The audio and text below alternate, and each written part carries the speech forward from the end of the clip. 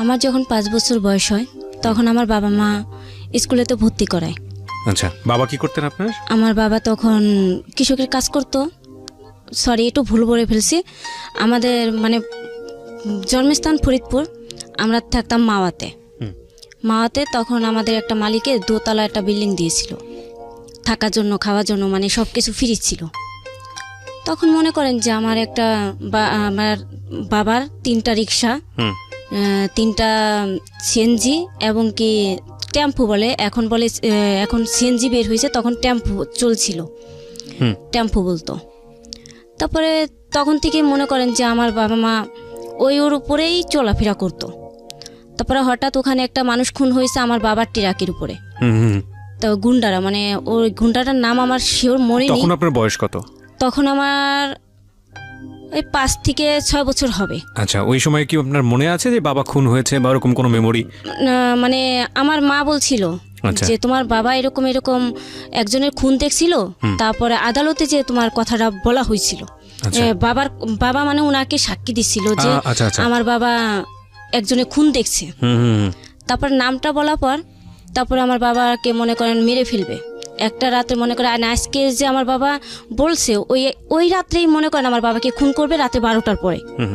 তাই আমার এক কাকু, আমার বাবার বন্ধু, ওনাদের আমি কাকু বলতাম, সে আবার হঠাৎ এসে আমার বাবাকে আর আম্মুকে বলতেছে আবুল ভাই কোথায়? আমার বাবার নাম আবুল, সবাই বলে আবু শেখ গ্রাম অঞ্চলে। তা ওকে আবুল ভাই কোথায়? তারপরে বলে কি যে কোথায় গেছে বলতে পারি না। কয় কি আজকে যে সাক্ষীটা দিছে আদালতে তোমার জামাইরে নিয়ে, ভাবি তুমি যেভাবে হোক পলাও। তো ওখান থেকে ওই আমার 5 বছর বয়স, তখন মনে করেন যে আমার বাবা ওখান থেকে পলাইছে। আমরা 3টা ভাই বোন তখন আসছিলাম, বড় ভাই, মেজো ভাই আর আমি একটা বোন, 2 ভাই 1 বোন ছিলাম। এখন আমরা বর্তমান 6 ভাই বোন। আচ্ছা, আর 1 ভাই মারা গেছে, এখন 5 ভাই বোন বর্তমান আছি। জি। তারপরে এখন আমার বাবাকে এরকম বলার পরে আমার মনে করেন যে যখন আমার বাবা ওখান থেকে পলাইয়া আমরা একটা ট্রলারে চলে আসছি, শুধু টাকা নিয়েই চলে আসছি। ট্রলারে পড়লেন বলে আমি ঠিক বুঝতে পারিনি। মানে ট্রলার মানে ওই যে মাছ ধরে, পরে বাবাকে না, আমার আপন বাবাকে না, মানে ওই যে আমার বাবা যে ট্রাকটা ছিল, জি, ওখানে মনে করেন আরেকটা লোকের মনে আরেকজন লোকে সে আমার বাবাকে খুন করছে। একটু আমি ইন্টারাপ্ট করছি গল্পটা বোঝার জন্য। আপনার বাবাকে তো মেরে ফেললো যখন আপনি 5 বছর বয়স তখন? জি জি, আমার বাবাকে মেরে নেই, তাহলে মারছে মানে আমার বাবা যে ট্রাকে যে ড্রাইভারটা ছিল, সাক্ষী ছিল। জি জি, সাক্ষী ছিল। তো জেলে মানে কোর্টে সাক্ষী দিতে যাচ্ছিল। জি জি, সাক্ষী দিতে গেছে, সাক্ষী দিয়েও ফেলছে। আচ্ছা, তো পলাচ্ছিলেন কেন? যাতে সাক্ষীরা ধরে ফেলে বা এরকম বিবাদে? তখন আমার বাবাকে মেরে ফেলতে চাইছিল। ও হুমকি দিয়েছিল? হ্যাঁ, হুমকি দিয়েছে। আজকে রাতে 12টার পরে আবুলের এত বড় সাহস কেন, বিদেশি ছেলে হয়ে আচ্ছা ওকে মেরে ফেলবো। তখন আপনারা সবাই পুরো পরিবার মিলে পলাচ্ছিলেন? হ্যাঁ, আমরা সদস্য তখন 5 জন ছিলাম, বাবা মা মিলে পলাচ্ছিলেন? হ্যাঁ, 5 জন সহকারী পলাচ্ছি। ফরিদপুর থেকে? জি না, ঢাকা বিক্রমপুর আর কি বলে। তখন আপনারা ছিলেন কোথায়? বিক্রমপুর থেকে পলাচ্ছি। আচ্ছা, ছোট, একেবারে ছোট, আপনি স্কুলে যান না তখন 5 বছর আর কি আমার বয়স। আচ্ছা, ঠিক আছে, বলেন। তখন বাবার বাড়ি থেকে নানুর বাড়ি, ওই মানে বিক্রমপুরের থেকে এসে আমরা রয়েছি নানুর বাড়িতে। নানুর বাড়িতে আমার বাবা মাকে একটা সোনের ঘর তুলে দিল সরকারি জায়গায়। তখন আমাদের জায়গা সম্পত্তি কিছুই নেই। তখন আমার বাবা, এক মার একই ছেলে ছিল, আমার ফুপু 2টো ছিল। তারপরে মনে করেন যে আমার দাদার 10 বিঘে জায়গা ছিল, আমার ফুপুর সব কিছু আমার বড় ফুপুর দহলে নিছে, আমার বাবাকে আর দেয়নি। তারপর উঠতে হলো মনে করেন আমার নানুর বাড়িতে, ওই সময় পলাইস আমার নানুর বাড়িতে থাকা হলে আমার নানুরা বলতেছে যে ওই সরকারি জায়গা তো অনেকই পড়ে থাকে, তাহলে তোমরা ওই জায়গায় একটা ঘর তুলে থাকো। তারপরে বাধ্যগত আমার বাবা ওই সোন কেটে ওই করতো, ওই ঘরে একটা দিছে সোনের ঘর। তখন মনে করেন যে আমাকে স্কুলে ভর্তি করাই দিছে। আমার বড় ভাই স্কুলে 2তে পড়ে, আমাকে অনেক ভর্তি করাই দিছে। আর ছোট ভাই একবারেই ছোট, মানে যে মেজো ভাইটা, সে এখন মানে তখন অনেক ছোট ছিল, কোলে 2 মাসের না 3 মাসের ছোট ছিল। তারপরে মনে করেন যে আমরা কিন্তু সব ভাই বোন 3 বছরের ছোট বড়, আমরা যে 6টা ভাই বোন 3 বছরের ছোট বড়। তখন এরকম করতে করতে আমরা ভালোই, মানে এই 1টা বছর ভালোই আমাদের হলো। আমার বাবা তারপরে এই কৃষকের কাজ করে, একদিন কাজ করে 2 দিন কাজ করে না, অভাবের সংসারে যে আমাদের হলো। আমার জীবনে এরকম অভাব আমরা কখনো, মানে ওই ঢাকা শহরে যখন বিক্রমপুরে ছিলাম এরকম আমাদের অভাব ছিল না। আচ্ছা, এখন হয়েছে। তখন হওয়ার পর পরে মা বলতেছে, দেখো তুমি যে এরকম কাজ কাম করো, একদিন করো না, একদিন করো আর একদিন করো না, তা আমাদের সংসারটা কিভাবে চলবে? Right. 3টা বাচ্চা, আমরা এই 3টা বাচ্চাকে কোথায় নিয়ে যাব? রাইট। তারপরে আমার আব্বু বলে, এই তুমি বেশি কথা বলবো না, মানে আমার মাকে তুই বলে বলতো, মানে অত্যাচারটা আমার আম্মুর উপর অনেক করতো। আচ্ছা। তারপর মাকে যখন মারে তখন মানে আমরা ঠেয়াইতে গেলেও মনে করেন যে আমার বাবা ছাড়তো না। তারপরে এখন ওইগুলো দেখে মানে পরে মা বাবা এখন বলতেছে, বলে কি যে তুমি থাক, তোমার মায়ের যখন খায় মানে বেশি বেশি মুখ খারাপ করতো ভাইয়া, আমি মানে ওই মুখ খারাপগুলো এখন করতে পারতেছি আচ্ছা, না প্রয়োজনও নাই, কিন্তু এই জিনিসটা আসলে কি করতো? আপনার বাবা করতো আপনার মাকে? মাকে করতো। আচ্ছা। তারপরে গালাগালি করার পর পরে আপনার লেখাপড়া হচ্ছে না সেই সময়টাতে? তখন আমি অনেক পড়তেছি, ক্লাস 1 এ তখন পড়ছেন? আমার ভাই ওই যে 2তে পড়ে, তখন আমাদের সংসারটা অনেক অভাবে। তখন আমার বাবা বলল, মা বলল, কয় কি দেখ তুই তো স্কুলে পড়োস আর তোর এই ভাইটাও স্কুলে পড়ে, তাহলে এই করি আমরা নুরা টুকাই, ওই যে ধান আছে না, ধান কাটার পরে যে একটা করে ধান থাকে, বাইল থাকে, ওইগুলো আমরা টুকাই যখন মানে সারাদিন রাত 24 ঘন্টা টুকাইতে গেলেও মনে করেন আমাদের ফুরেরই না, এরকম করে মনে করেন আতপ চাল বানাই, আমার মার ঘা হয়ে গেল পায়, এরকম আতপ চাল মানে ওই যে পা ঢেকি তো নাই, কোনো কিছু নাই, ওই পাউডারে করে যেরকম এরকম ধানগুলো পাড়াইতো, পা দিয়ে ধান পাড়িয়ে চাল বের করতো? পাড়িয়ে চাল করে সেদ্ধ করে ওই যে তালে, এখন মনে করেন আমরা কই ওই যে তালের রস কাটলে তাফাল বলি, বড় তাফাল 4 কোণ আসছে, ওই তাফাল উছাইতো লাড়কি দিয়ে উছাইতো, ওইগুলো আবার ওই যে ধানের চাউল শুকাইয়ে সেদ্ধ করে যখন শুকাইতো তখন আবার ওই যে ঢেকিতে পাড়াইয়া প্রতিদিন আমাদেরকে এইগুলো খেতে দিত। 2 বেলা খাইতাম না, 1 বেলা খাইতাম। আবার কেউ নানু বাড়িতে তো থাকি, নানুরা ভাত রান্না করতো, ওইগুলো মনে করেন ফ্যান খেতে থাকতাম। আচ্ছা। ওই ফ্যানগুলো খেয়ে থাকতাম। তা বাবার মারে বললাম, মা আমরা তো এরকম ঢাকা থাকতে এরকম কষ্ট করিনি, এখন কি আমাদের কষ্ট কি বের হলো? কয় কি মা এখন কি করব, তোর বাবা দেখিস না ঠিক মতন কাজ করে না। এর ভিতরে আমার বাবা আমাদের এই অভাবের ভিতরে আমার মা 300 টাকা গুছাইলো, এই নুরা টুকাই, আমরা নুরা বলি আর কি ধানকে, ওই ধান নুরা টুকাই আমরা মনে করেন 300 টাকা আমার মা জমাইছে। আমার আব্বু ওইটা নিয়ে একটা মেয়েকে নিয়ে পলাই চলে গেল, ঢাকা শহরে চলে আসলে পরে মনে করেন যে ওই মেয়েটাকে আমার আব্বু গোপনে বিয়ে করছে। আচ্ছা। বিয়ে করছে কিন্তু আমার আব্বু কাউকে জানায়নি। পরে আমরা যখন স্কুলে যেতাম না তখন ওই মেয়েটা মানে বিয়ের 3 মাস পর ওই মেয়েটা আবার বাড়িতে গেছে। তারপরে সবাই বলতো কি এইটা তোর মা, স্কুলে যেতাম সবাই বলতো আমাদের মা। তারপর মাকে এসে বলতাম, মামা আমাকে না ওই লোকটাকে বলতেছে আমাদের মা, ওনাকে আমরা কেন মা বলবো, আমরা তো খালামণি বলি ওনাকে কেন মা বলবো? গ্রামের আর কি, ওরা হচ্ছে মজুমদার বাড়ির মেয়ে, আমরা হচ্ছে হলো শরীফ গোষ্ঠীর মেয়ে। তবে এরকম বলতাম, মা বলতো কি চুপ করো, ওইগুলো তোমাদের কান দেওয়ার দরকার নেই, যে এখন যেটা যে আকাশে চাঁদ উঠলে সবাই দেখবে। মা আমাদের এই কথা বুঝাইতো। কিন্তু একদিন আমার বাবাকে খুব মারছে, ওই যে আমার দ্বিতীয় আম্মু, ওই আম্মুর ভাইরা এই ঢাকাতে অনেক মারছে। মারার পরে মনে করেন যে আমার বাবার কাছে আর ওই খালামণিকে বিরাইতে দেয়নি, আমরা কিন্তু আজও তাকে খালামণিই ডাকি, আম্মু বলিনি কখনো। তারপরে একসাথে হতে দেয়নি কখনো, এই মায়ের পিট করে তারপরে যাই আমার আব্বু ওই রাত্রে 10টা বাজে তো বাড়িতে গেছে। আচ্ছা। যায় মানে 6 মাস না 7 মাস পর আমার বাবা বাড়িতে যায়। বাড়িতে যাওয়ার পর তখন কিন্তু আমার ওই ভাইটার ভালোই 6-7 মাস বয়স হয়ে গেছে, ছোট মেজো জনের। তারপরে এখন আমার আম্মু বলতেছে, কি ব্যাপার তুমি এত রাতে কোথায় থেকে আসছো? কয় আমাকে ধরো দেখি আমার আব্বু ঘুরে পড়ে যাচ্ছে। আমরা এমনি খাচ্ছি নুরা টুকাইয়া, মনে করেন আমরা ধান টুকাই খাচ্ছি, এখন আমরা তো আরেকজনকে খাওয়াইতে পারতেছি না, এখন বাবা তো 1 টাকাও আমাদের সংসারে দিচ্ছে না। তারপরে মনে করেন আমার মা এরকম কষ্ট ওই শাক টুকাই, ওই মানুষের মানে মরিচ এইগুলো মানে কিনা লাগে, কিন্তু শাক পাতা তো আর গ্রাম অঞ্চলে কিনা লাগে না, বর্তমানে এখনো কিনা লাগে না। তারপরে এগুলো বলার পরে মা বলে কি ঠিক আছে তুমি যখন আসছো এখন তো তুমি আমার স্বামী, তোমাকে তো আমি ফেলে দিতে পারি না। আমার আম্মু এই কথাটা বললো, তো মানে অবুঝের মতন এই কথা বলে ঘরে নিছে। আমার আম্মুকে তো ওই দিনকার রাত্রে অনেক মার, পরের দিন স্কুলে যাব, মার ব্যথা দেখা আমি আর স্কুলে যেতে পারিনি। পরে ভাইয়ারে বললাম, মারে বললাম, আম্মু আমার তো স্কুলে ফিস 5 টাকা লাগবে, আমার না স্কুলে ফিস লাগবে। কয় স্কুলে ফিস কেন তোর, এখন 5 টাকা আমি দিতে পারবো না। ভাইয়া তারপরে আমার এই কষ্ট দেখে ভাইয়া কিষান দিল, 10 টাকা না 15 টাকার কিষান দিল। ওরও মানে ফিস লাগবে, আমারও ফিস লাগবে, 2 জনের ভাই বোনে আমাদের স্কুল ফিস লাগবে। পরে আমার বাবা বললো কি এই বাবা বলে এই স্কুলে যাওয়া লাগবে না, গরিবের মেয়ে গরিবের ছেলে আবার স্কুলে পড়বে, স্কুলে পড়ে কি চিঠিপত্র লিখবি নাকি, এগুলো বলতেছে। পরে আমাদের গ্রামে আবার কিরকম লেখাপড়া একটু শিখলে পারা একে ওকে চিঠি দেয় যে, ওইটা আমাদের গ্রামে অঞ্চলে এখনো সহ্য হয় না।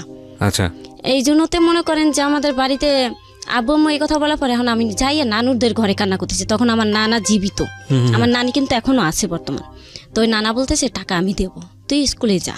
চুপ করে বলতেছে তুমি স্কুলে যাও, আমি তোমার টাকা দিচ্ছি, তুই টাকা নিয়ে যাবি কোমরে, কিন্তু কেউ জানি দেখে না, হাফ প্যান্ট ফিন্দি তো কোমরে নিয়ে যাবি। আমাকে ঠিক আছে নিয়ে যাব। স্কুলে যাচ্ছি। এখন স্কুলের থেকে কেন স্কুলে গেলাম, ওই যে আব্বুর নিষুদ, আব্বুর কথার অবাধ্য হয়েছি। আসার পর আব্বু তো অনেক মারলো, আম্মুকে মারলো, আমাকে মারলো, বড় ভাইকে মারলো, মানে গোষ্ঠী ভরে মারা হয়ে গেছে। তারপরে এখন আমি বলি কি নানুর কাছে যা, আমার কালকে পরীক্ষা, আব্বু এরকম যদি মারে তাহলে তো আমরা কি করব, আমি স্কুলে যেতে হবে। পরে আব্বু আম্মু এই কথা বলার পরে মা বলে কি এই এত গরিবের মেয়ে এত লেখাপড়া লাগবে না, যখন আমার আম্মু অবাধ্য হয়ে যাচ্ছে, মানে চাচ্ছে না লেখাপড়া করা যাচ্ছে না। পরে এখন আমি বলি কি কেন লেখাপড়া করবো না, আমরা লেখাপড়া না করলে আমরা চলবো কিভাবে, আমি তো এখন অনেক ছোট, আমরা বড় হলে কিভাবে চলবো, লেখাপড়া করলেও চলা যাবে, না করলেও চলা যাবে, দেখিস না আমরা চলতেছি। তাই কথা বলার পরে মনে করেন আমাদের গ্রামে এই মানে চেয়ারম্যানটা, তারপরে ওইরকম আমাকে ওনার বোন এসে নিয়ে যাওয়ার পরে মনে করেন যে আমার ঢাকায় নিয়ে, ওই বয়স তখন কিন্তু আমার 5.5 বছর থেকে 6 বছরে পড়ছে, তখন আমাকে ঢাকা নিয়ে যায়। ঢাকা নিয়ে গেছে ভাই, আমি তো মনে করেন ঘর মুছতে পারি না, কোনো কাজ কাম কিছুই করতে পারি না, তা আমি কি কাজ করব। তো উনি আমাকে বলতে এসছে ডাল রান্না করতে হবে, এটা করতে হবে, ওইটা করতে হবে, বাসা বাড়ি মানে অনেক কাজ দেখাচ্ছে। পরে আমি বলি কি আমি কি কাজ করবো, মনে মনে ভাবতেছি কি কাজ করব, আমি আসছি ঢাকায়। তারপর ওখানে একটা ভাইয়া ছিল, উনি আমাকে ভাষা চালচলন মানে গ্রাম অঞ্চলের যে ভাষাটা ওইটা আমাকে বদলে ফেলছে। পরে এইভাবে চলা যায় না, এইভাবে তুমি বলো, এইভাবে আমি কাজকাম করে আমার 1 বছর হয়ে যায়। ওনারা আমার নাম পাল্টায় রাখলো, ময়না রাখছে নাম, যে আমাকে বিক্রি করে দেবে, ওই আমার লোকগুলো বিক্রি করে দেবে। তারপরে এখন ওনার হাজব্যান্ডটা অনেক খারাপ ছিল, তারপর উনি একদিন একটা আমি ঘুমের মাতাল, উনি আসার পর আমি বলি কি যাই আমি খালামণিকে বলে দেবো, কয় যা বল কিছুই হবে না, আমি এখানে বড় লোক। তো উনি এই কথা বলার পরে মনে করেন যে ওই খালামণিটার কাছে আমি পরের দিন সকালবেলা বলি যে আমি আপনাদের বাসায় থাকবো না। কয় তুই থাকবি না মানে তোকে তো আমি বিক্রি করে দিয়েছি। এ কথা বলার পর তারপরের দিনকা 6 মাস হয়ে যায়, পরের দিনকে আমার আব্বু আমাকে খুঁজতে ওই মিরপুরে কোথায় ছিলাম বলতে পারি না আইজো ভাইয়া, ওখানে আমাকে খুঁজতে আব্বু গেছে, গেলে পরে তখন মনে করেন আমাকে নিয়ে আসার পরে তখন আমার বয়স 6 বছর হয় পুরোপুরি। তখন আমাকে নিয়ে আসার পর ওই আব্বুকে দেখে আমি চলে আসি, কয় কে তুই যাইস না। তখন আমাকে কি ফিন্দায় জানেন, হাফ প্যান্ট ফিন্দার থেকে তার ছেলে 3টা ওদের ওই ফুল প্যান্ট গেঞ্জি ওগুলো ফিন্দাইতো, ওইগুলোর অভ্যাস হয়ে গেছে। 6 মাস যখন পিনতেছি, 1 বছর যখন পিনতেছি, এখন ওইগুলোর বয়স হয়ে যেত। পরে আব্বু আম্মুর বাড়িতে আইসি, আব্বু আম্মু বলতেছে কি ভালো হয়েছে আইসিস, তা ভালোই হয়েছে। তো এই কথা বলার পর এর ভিতরে কিন্তু আমার মেজো বোনটা হলে পারার পরে মনে করেন যে আমি মেজো বোনকে দেখে খুব খুশি হয়েছি, ছোটটা বাবু দেখছি খুব খুশি হয়েছি। হওয়ার পর মনে করেন আমি আবার সেই স্কুলে পড়তেছি। পরে এখন আমার মা বলতেছে কি লেখাপড়া করবি, আমি লেখাপড়া করব। পরে ওখান থেকে লেখাপড়া ভালোই, আমি ক্লাস 3 পর্যন্ত ভালোই আমার বাড়িতে পড়ালেখা করলাম। পরে আমার বাবা মা এখন বলতেছে যে তুমি এই মুহূর্ত মেয়েটাকে কি করো, মেয়েটাকে এর ভিতরে আমার বাবা একটু পঙ্গু হয়ে গেল। তখন আমার বয়স 9 বছর, 8 থেকে 9 বছরের ভিতর পড়বে, 8.5 কিংবা এরকম পড়ছে। পড়ার পর মনে করেন ভাইয়া তখন আমার বাবা পঙ্গু হয়ে গেল, প্যারালাইসিস রোগী বলে ওইটা হয়ে গেল। তা এখন আমার বাবা হঠাৎ বলে কি আমি একটা জামাই দেখব, এখন কাকে বিয়ে দিবে, এখন এই কথা বলার পরে এখন আমাকে একটা অনেক মানে কি বলবো, অনেক বয়স 80 থেকে 90 বছর হবে, তার 10টা ছেলে মেয়ে, তার চাপদারি আমার নানা ভাইয়ের মতনই এত বড়। তো তার সাথে আমার বিয়ে ঠিক করছে, তার নাতিকে বিয়ে ঠিক করছে। তখন অলরেডি মনে করেন ওখানে আমাকে ওদের বাড়িতেই নিয়ে যায়, বিয়ে না হওয়া পর্যন্ত ওখানে আমার বাড়িতেই নিয়ে যায়, মানে ওদের ছেলেদের দেখানোর জন্য। তারপরে ওখানে নিয়ে গেলে তখন আমার মামা তো বোন সকালে আমাকে বলছে, কয় কি যে নীলা চম্পা তোমাকে তো এরকমই করবে। তারপরে আমি কই কেন, আমি তো আজকে তো অমুকখানে নিবে আমাকে, ওদের বাড়ির কথা বললাম ছেলেটার, যে আমাকে তো মুরব্বির বাসায় নিবে। তখন তো বাড়ি বলতাম, বাসা না বাড়ি বলতাম। তারপরে নিয়ে গেছে, নিয়ে যাওয়ার পরে পরে মনে করেন যে আমি কতক্ষণ ওখানে থাকতে থাকতে মানে আজকে নিচে বিকেল পর্যন্তই, সকালে নিচে বিকেলের ভিতরে মনে করেন যে আমি অনেকটা অসুস্থ হয়ে গেলাম। অসুস্থ মানে কি আমি ওখান থেকে চলে আসবো এটাই অভিনয় করলাম। তারপরে অভিনয় করে ওখান থেকে মনে করেন বের হয়ে গেছি। বের হয়ে রাত্রে 7টা 7:30 তখন মানে বিয়েটা হবে। তো ওই বাড়িতেই বিয়েটা হবে। বাবা মাকে কি দিল, একটা জায়গা দিবে, 1 বিঘে জায়গা দিবে, আর হচ্ছে একটা দোকান লিখে দিবে আমার নামে। এই হলো 2টা পলিটিক্স, আর কিছু না। আচ্ছা, তো এই লোকের বয়স কত ছিল? এই 70 থেকে 80 হবে। আর তখন আপনার বয়স কত? তখন আমার বয়স 8 থেকে 8.5। OMG, এগুলো শুধু শুনেছি, আজকে বাস্তবে দেখছি। ওকে, যাই হোক, তারপর বলেন। তারপরে মনে করেন আমাকে ওখান থেকে যখন আরেকটা কথা ভুলে গেছি, যখন আমাকে মনে করেন যে ওখানে নিছে না, ওদের মনে 4 গ্রামের মানুষ একখানে হয়ে গেছে। ওদেরকে দেখে আমি হাসে দিছি যে এত লোক আমাকে দেখতে আসছে, আমি কি হয়ে গেছি এখানে। তারপরে মনে করেন বিকেল আমি ওইভাবেই চলে আসছি। আসার পরে পরে মা আমি ওখান থেকে পলাইয়ে একটা বাড়িতে আসছি, আমাদের ওখানে এক গ্রামের নামই মনে থাকে নেই। ওখানে আসা ওই রাতটা রয়েছি। সকালবেলা উনি আমাকে বাসে উঠিয়ে দিল, ফরিদপুরে বাসে। কে? মানে আমার পাড়াপতি, তো যেখানে আমাকে বিয়ে দিবে তারই আত্মীয়। আচ্ছা, নামটা বলতে আপনাকে নিয়ে চাচ্ছি গেছিল না। ওখানে দেখানোর জন্য? জি জি, ওখানে বিয়ে হবে রাত্রে, কিন্তু আমাকে দেখানোর জন্য নিয়ে গেছে। তো তুলে দিল কেন? তুলে দিছে ওই যে জায়গা পাইছে আমার বাবা, জায়গা পাবে, আচ্ছা, বিয়ের সময় না জায়গা না, পাবে। তাহলে আপনাকে কি বিয়ে মানে বাসে তুলে দিচ্ছে কেন?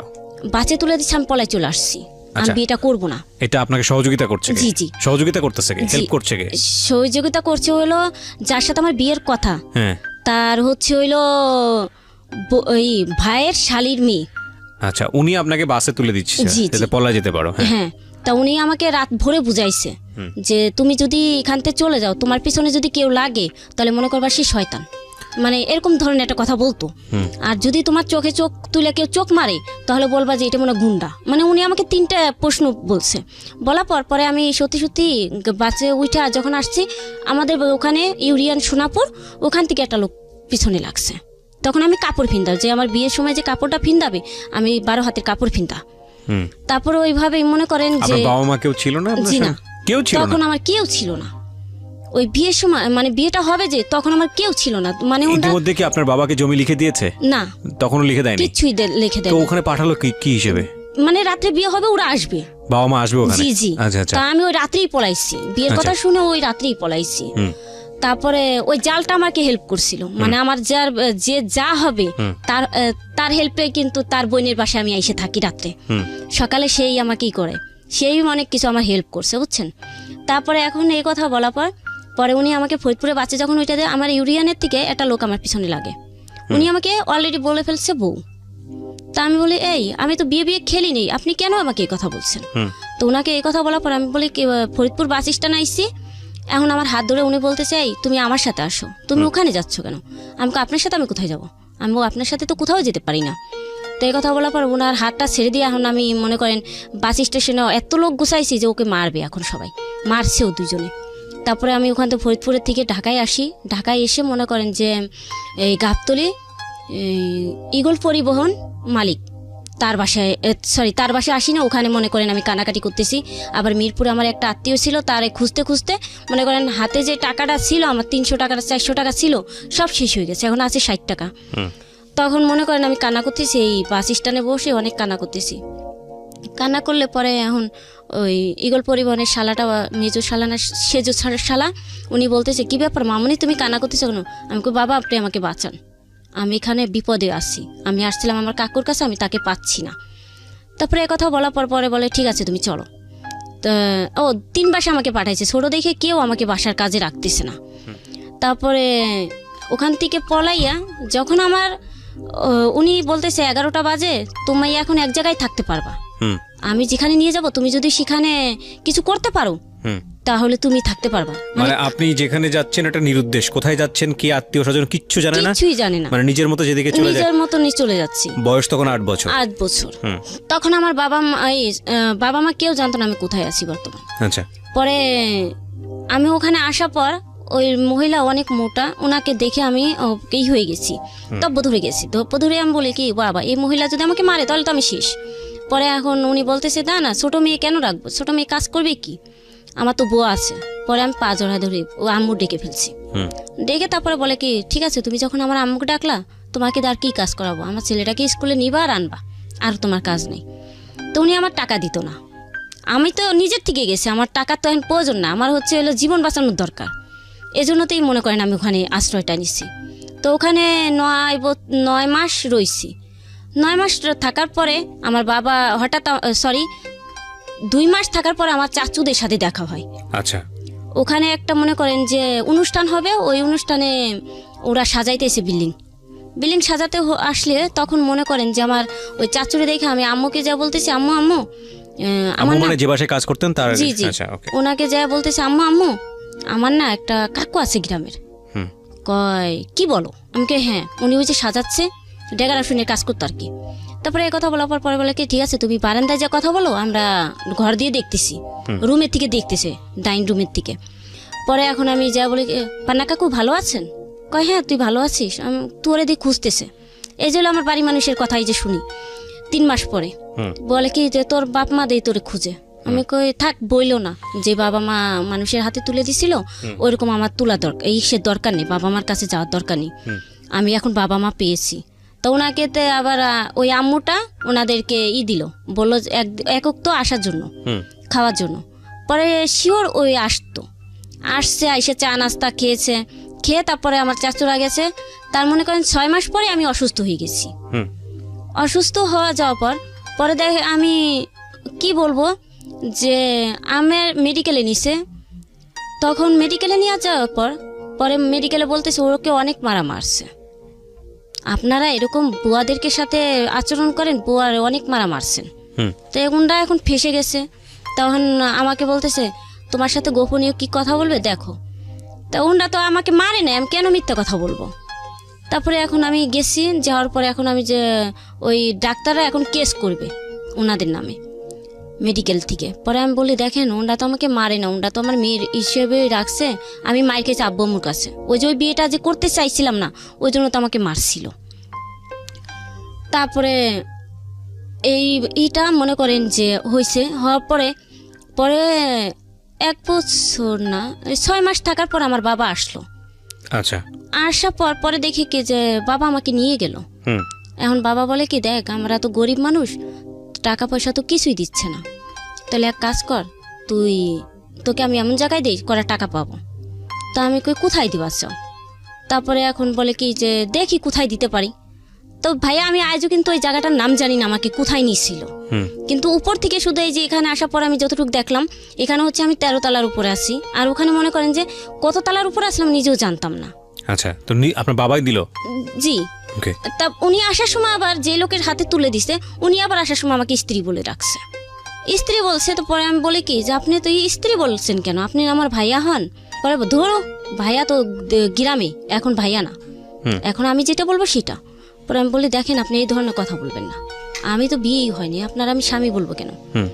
পরে মনে করেন যে আইনা ওইরকম বিল্ডিং এ কাজে দিছে, ওখান থেকে মনে করেন 1 মাস 9 থাকতে থাকতে মনে করেন আমাকে মাইরা খুন্তি পুরাইয়া সেক দিত, কিংবা ম্যাচের কাঠি ধরাই পুরাই দিত। এরকম করে করে মনে করেন যে 1 মাস আমি কষ্ট করেছিলাম। তা ওনার মেয়ে আবার শিল্পী ছিল, ওনারা ইন্ডিয়া যাচ্ছে প্রোগ্রাম করার জন্য, তখন আমাকে আরেক বাসায় রেখে যাবে। আচ্ছা। তখন ওই বাসায় রেখে যাবে, তার হলো চাচুর বাসায়, মেয়েটা যে মহিলা আমাকে মারতো ওই মহিলা চাচুর বাসায় রেখে গেছে। পরে আমাকে ওখান থেকে 2 দিন থাকার পরে ময়লা ফেলাই কোথায় কিভাবে কি করি সব হইলো ওখানে একটা চার দোকানদারের কাছে জিজ্ঞেস করলাম যে এখান থেকে গাবতলি কোন দিকে যায়, কয় দিক থেকে। পরে আমি বলে আমি যেদিনকে বের হবো আমাকে একটু ঠিকানা লিখে দেবেন। পরে বলে ঠিক আছে। তো ওনার ওখানের বুয়াটা আবার আমার খুব ভালো ছিল, ওই যে চাচুর বাসায় দিয়ে গেছে ওই চাচুর বুয়াটা খুব ভালো ছিল। উনি আবার বলে কি ময়লা ফেলানোর নাম নিয়ে আমার বাসায় আসবি, আইসা আমি তোর ঠিকানা লিখে দেবো, তোকে আমি পাঠিয়ে দেবো। ওখান থেকে 1 কাপড়ে, তখন আর আমি কোনো কাপড় চোপড় নিয়ে আসিনি, ওই 1 কাপড়ে মনে করেন আমার বাপের সে গাবতলি আসি পলাইয়া। তখন আমার হাতে টাকা নাই কিছু নাই, হাইটেই গাবতলি আসতেছি, জিজ্ঞেস করতেছি কি আমি আবার জিজ্ঞেস করি কাদের, বৃদ্ধ মহিলা পুরুষদের।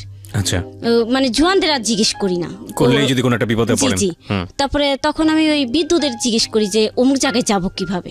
তা গাবতলি যখন আসছি তখন ওই যে ছোট্ট মামা, এই যেই মালিকের বাসায় ছিলাম, তার আবার ছোট শালার সাথে দেখা হয়। আমি কই ছোট মামা আমাকে না বাসায় নিয়ে চলেন। কয় তুই এই কোথায় ছিলে এতদিন? আমি কই বাবা না এক জায়গায় দিয়ে দিছিল।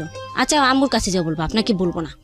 তারপরে ওই মামাটা আবার খারাপ ছিল, এজন্য তো মামাটার কাছে আমি বলতাম না কোনো কথা।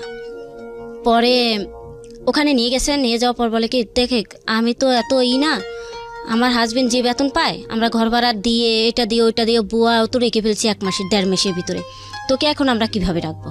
তুই এক কাজ কর বাবা, কালকে তোকে টিকিট কেটে দেই, তুই বাড়িতে চলে যা। তখন আবার শরীফুল নাম করে ওই বাসার থেকে আমাকে দিয়ে গেল। ওখানে গাড়ি চালাইতো, এই বরিশালের গাড়ি মনে হয় নাকি জানি। তারপরেও আমাকে ফরিদপুর রাজবাড়ি নামাই দেয়। আচ্ছা, রাজবাড়ি নামাই দিলে ওখান থেকে আমি বাড়িতে যাই। বাড়িতে গেছি, যার পর আমি বলি কি তোমরা যে কি বলতেই পারি না, তোমরা মেয়ে দেখো না, শুধু মেয়েকে কাজে দিয়ে দাও, দেখো তো আমার হাত পাও প্রায় কি করছে। তখন এ কথা বলার পর কয় তোর মনের ইচ্ছা, মানে খারাপ ধরনের একটা করলো মাও করলো আব্বুও করলো, মার খাইলাম বা কে পলাই গেছি। তখন মায়ের খাওয়ার পর পরে এখন আমি বলি যে আল্লাহ আমার কপালটা কি এরকমই হইতে পারে নাকি? আমি পলাই এসেছি মায়ের ভয়তে, সেই মায়েরই আমার বাড়িতে আবার। তারপর ওখান থেকে মনে করেন যে বাড়ির থেকে 2 দিন থাকলাম, 3 দিনের দিন আমি চিটাং চলে যাই। চিটাং এক ঠিকানা নিয়ে ওখানেই যাই। ওখানে যা দেখি উনিও মনে করেন যে 2 নম্বরই ব্যবসা করে ওই মহিলাটা। পরে আমি ছোট দেখে মনে করেন আমার সাথে কোনো করে নাই, আমাকে বাসাবাড়ি কাজে দিয়ে দিচ্ছে। গার্মেন্টস ঢুকতে পারি না, বাসাবাড়ি কাজে দিচ্ছে। ওখানে আবার 9 মাস বাসাবাড়ি কাজ করলাম। করার পরে মনে করেন যে আমি ওখান থেকে ভাইয়া ওই বাসাবাড়ি কাজ করে ওই যে 3,000 না 4,000 টাকা হয়, তাই ঘুষ দিই গার্মেন্টসে। ঘুষ দিয়ে তারপর আমি গার্মেন্টসে ঢুকি। ও চাকরি নেন? জি। আচ্ছা। তখন মনে করেন আমি হাফ প্যান্টই কিনতেছি, তখন আমি এত ছোট। তারপরে এরকম ভাইয়া আমি যখন ঢুকি গার্মেন্টসে ঢুকি, তখন আমার বয়স দিলাম কি 18 বছর। আচ্ছা। তখন কিন্তু আমার বয়স 8.5 থেকে 9 হবে তখন। তো এরকম বললে 3 মাস আমি চাকরি করি। তখন 9 দিনের ভিতরে আমি অপারেটর হয়ে যাই। আমার মাথার ব্রেনটা খুবই ভালো ভাইয়া। তখন মনে করেন আমি অপারেটর হয়ে যাই। অপারেটর হয়ে 1 মাসে হেল্পারি বেতন পাইছি, পরের মাসে আমি অপারেটরি বেতন পাইতেছি। তারপরে ওই রকম আসার পর চাকরি করার পর 3 মাস 4 মাস হয়, তখন আমার হাজবেন্ড আমাকে ওখান থেকে একটা বিকেল বেলা আমাকে নিয়ে আসলে এখন দেখি 3টা সিএনজি আমার সাথে। তা আমি বলি কি ব্যাপার, নামটা বলার পর এখন বলি কি ব্যাপার আলাউদ্দিন ভাই, এগুলো কি? কয় কি তোকে এতদিন চিঠি দিছি, 3 মাস ধরে দেখতেছি তোকে চিঠি দিছি, চিঠির কোনো উত্তর পাইনি। তো এখন আমি তোকে এইটা করব যে তোকে বিয়ে না করলে হবে না। আমি আশ্চর্য, আমার কি বিয়ের বয়স হয়েছে নাকি? যে বিয়ের কারণে আমি আজকে ছোট বয়সের থেকে আমি পলাই বেড়াইতেছি, সেই বিয়ের ভিতরেই আমি পড়ে গেছি। তারপরে এখন বলে কি হ্যাঁ আমি তোকে বিয়ে করব। পরে আমি বলি কি আলাউদ্দিন ভাই দেখেন আমার বাবা মা এখানে কেউ নেই, আপনাকে আমি বিয়ে করবো কোন হিসেবে?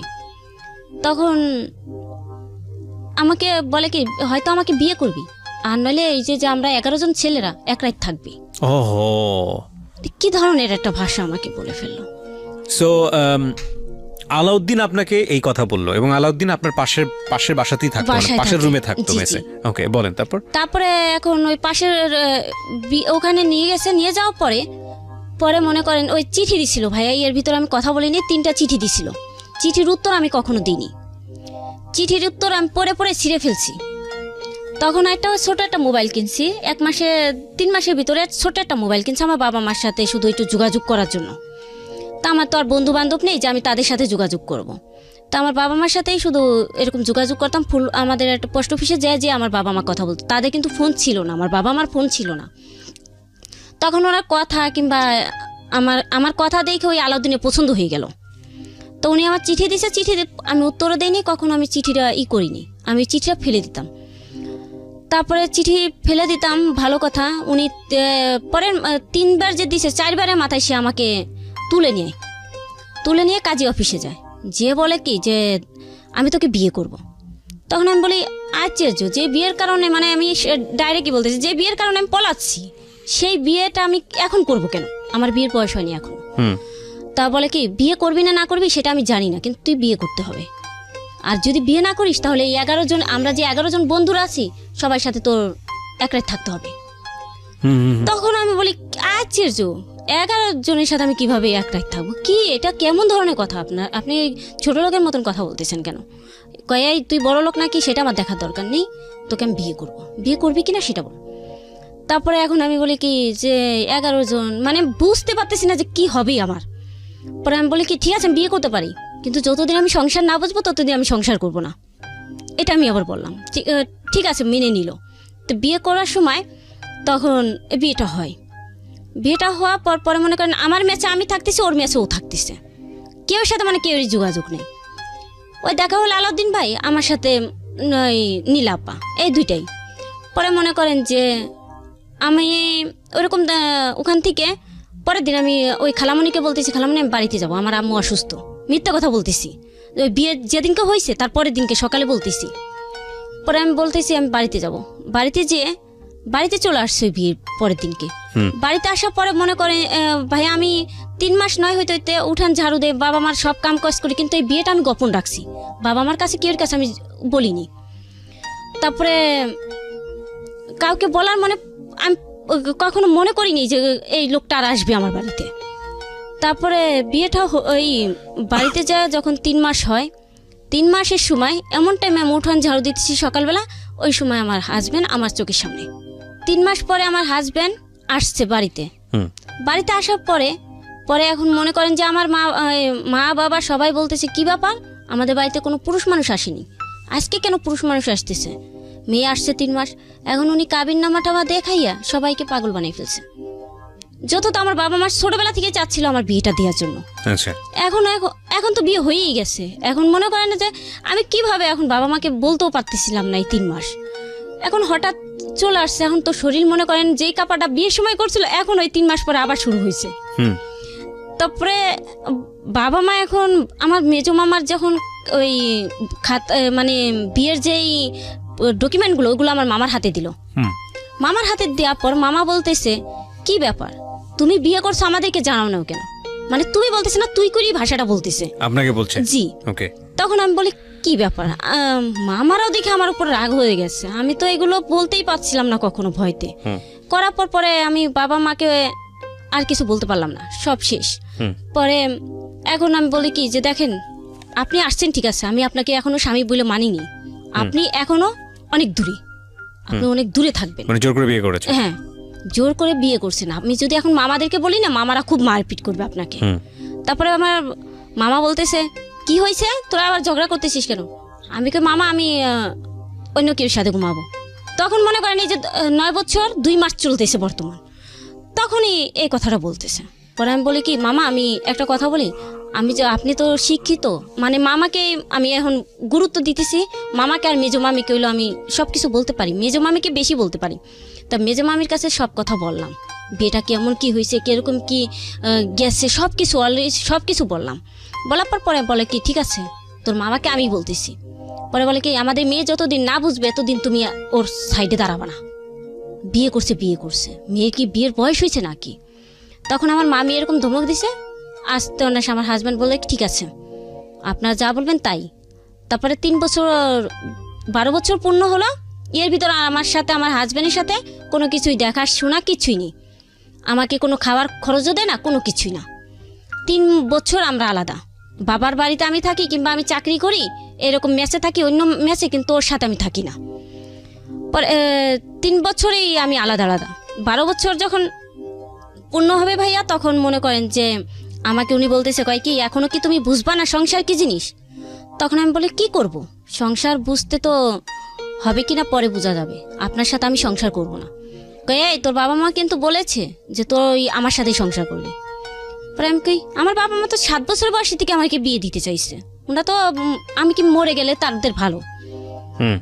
তখন আমার ভাইয়া আবার ছিল বড় ভাইয়া বলতেছে আমার বোন ওর কাছে যাবে না, ওর বয়স কত, আমার বোনের বয়স কত, ওর বয়স ভাইয়া তখন ছিল হলো 45 বছর আর আমার বয়স ছিল তখন 9 বছর যখন বিয়েটা হয়। তো 3 বছর তার হচ্ছে তো 3 বছর পরে যদি সংসারটা করতে যাই তখন তার হচ্ছে হলো 38 বছর, আমার হচ্ছে হলো 12 বছর। হুম তখন বিয়েটা মানে আমি মেনে নিতে পারছি না কোনো মতে। পরে চাকরি করে ওই 3 বছর যে আলাদা ছিলাম ভাইয়া, আমি অনেক টাকার মালিক হয়ে গেছিলাম। কিরকম মনে করেন, আমি চাকরি করি, আমি যে টাকা আমি ম্যাচে খাই সেই টাকা ম্যাচে দিই, আর যে টাকা থাকে সেই টাকা আমি ব্যাংকে রেখে দিই। ব্যাংকে রেখে দিলে পরে আমার অনেক অসুস্থ হয়ে যায়, হয়ে যায়, সরি এটার ভিতরে। তারপরে সংসারের ভিতরে গেছি, যাওয়ার পরে ওই টাকা ভেঙে ভেঙে আমার যে টাকাগুলো জমাইছিলাম 3 লাখ টাকা, ওইগুলো মনে করেন যে আমার প্রতি মাসে যাইতেছে, আমি কাজ করতে পারতেছি না। পরে এখন কাজ যত না করতে পারি আমার মারধর করে, এমনভাবে অত্যাচার করে, মানে কাউকে বলার কায়দা নেই। তারপরে আমি বলি কি ব্যাপার, আমাকে এরকম অত্যাচার করেন কেন, আমাকে জোর করে বিয়ে করে আজকে কেন আপনি আমাকে মারেন? পরে ভাইয়া আমার চোখের সামনে প্রতিটা মেয়ে, একটা মেয়ে যেটার ওর পছন্দ হতো সেই মেয়েটাকে আনতো। কোত্থেকে নিয়ে আসতো? নিয়ে আসতো কোথায় থেকে, মানে পরিচিত হোক, বাড়িতে নিয়ে আসতো, বাসায় নিয়ে আসতো। জি, পরিচিত হোক অপরিচিত হোক সবাই মানে আমার বাসায় প্রতিদিন। তারপরে আমি বলি কি ব্যাপার, এই মেয়েদের কেন একদিন থাকে আবার চলে যায়, আবার দেখি না ওরা থাকে কোথায়। পরে আমার একটা পাশের ঘরে আন্টি খালামণি ডাকি, ওই চিটাং এই ভাষা উদ্ধারে ও উনি বলতেছে, বলে কি রে মাইয়া, আলাউদ্দিন খত্তুন খত্তুন মাইয়া আনে, মানে চিটাঙ্গে ভাষা বলতেছে, খত্তুন খত্তুন মাইয়া আনে, তুই কিছু নহস? আমি কি খালামণি আমি কি হইম দে, এই ধরনের ভাষা বলার পরে বলে কি ঠিক আছে তুই আজকে দেখবি। আমি তো ঘুমাই থাকি, আমাকে নিশা খাওয়ায় ঘুমাই রাখে, ও যে মেয়েদের সাথে করে আমার ঘুমের ওষুধ খাওয়ায় আমার ঘুম রাখে। আচ্ছা। পরে ওই খালামণি যেদিনকে বললো ওই দিনকে কি করলাম, আমি ওই দুধটা খেলাম না, দুধটা খাইনি। তখন আমার বাচ্চাটা এই যে 12 বছরের সময় আমার এই বাচ্চাটা প্রেগনেন্টে, ওই মাসেই, যে মাসে এইগুলো আমি ধরা খাবে ওই মাসেই। তখন আমার হাজব্যান্ড ওই মেয়েদের সাথে ওইগুলো করার পরে আমি দেখে ফেলাইয়া কান্নাকাটি করি, অনেক কান্নাকাটি করার পরে এখন বমি করি, মানে এটা প্রেগনেন্ট হলে কি করে মহিলা তো অবশ্যই আপনারা জানেন। তাই ওইভাবে আমি করতেছি। 1 মাস নয় হতে রোজার মাসটা কোনো রকম ওখানে রইলাম, পরের মাস আমার বাবা মার বাড়িতে ফেলে রেখে গেল। যখন চাকরি করতে পারি না বাবা মার বাড়িতে রেখে যায়। তারপর বাবা মা যেভাবেই হোক মাইয়াকে তো আর না খাওয়াই রাখতে পারে না, আমার বাবা মাও খুব খুশি। এর ভিতর আমাকে ওষুধ এনে দেয়, আমি ওষুধটা খাই না, আমার বাবা মার কথা ধরে আমি ওষুধটা খাই না। তখন বাবা মার কথা ধরে ওষুধটা খাই না, তখন মনে করেন যে আমি বাবার বাড়িতে আমার চলে আসতে হলো। ওই বাচ্চা 1 মাসে যখন প্রেগনেন্ট তখন আমার বাবার বাড়িতে চলে আসছি। এখন আমার বাবা মাই তো গরিব, আমাকে কিভাবে খাওয়াবে এটা আমি চিন্তা করলাম। পরে আমি ওই বাড়িতে আরেক বাড়িতে একটা কাজ নিলাম, বাসাবাড়ির কাজ। তা কাজ নিলে পারা ওখানে এই 600 টাকা দিবে মাসে। 600 টাকা দিলেও মনে করেন ভাইয়া ওই সময় আমার কিন্তু ওই 600 টাকায় অনেক লাভ। ওটা কি মানে আপনার বাচ্চা পেটে নিয়ে আপনি কাজ করবেন? জি, ওই বাচ্চা নিয়েই আমি কাজ করতেছি। পরে 600 টাকা প্রতি মাসে দেয়। 3 মাস যে যাওয়া পরে না ভাইয়া আমি কাজ করতে পারি না। তখন আমার মা দেখতেছে যে আমি অনেক কষ্ট করতেছি, মা বলতেছে এই তুই কোনো কাজ করা লাগবে না, আমি মরে যাইনি এখনো। পরে আমি বলি কি মা তুমি তো আমাকে মারো, আমি যে এখন প্রেগনেন্ট তুমি তো এখনই আমারে মারো, আমি যদি কাজ না করি, তোমার সংসারে কাজ না করি, তখন তুমি আমাকে তো মারবা। কয় দেখ মারি ধরি সেটা আমাদের ঘরে ব্যক্তিগত ব্যাপার, এটা বাহিরে জানি যায় না। তো মা মারতো, আব্বু মারতো, মানে যখন মারা শুরু করতো তখন কেউ আমাকে থামতো না। পরে নানার কাছে সব কিছু বললাম। নানা কয় কি নানুরে আমি চলে যাব দুনিয়া ছেড়ে, কিন্তু যখন আমার ছেলের 9 মাস প্রেগনেন্ট তখন আমার নানা মারা যায়।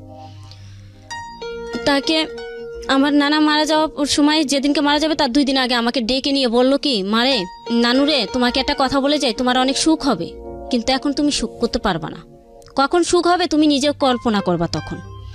পরে আমি বলি কি না ধরো আমি কখনো মনে শান্তি পাবো না, আর যখন শান্তি পাবো তখন মাটির তলে চলে যাব। নানার সাথে আবার দুষ্টামি এইভাবে করতাম।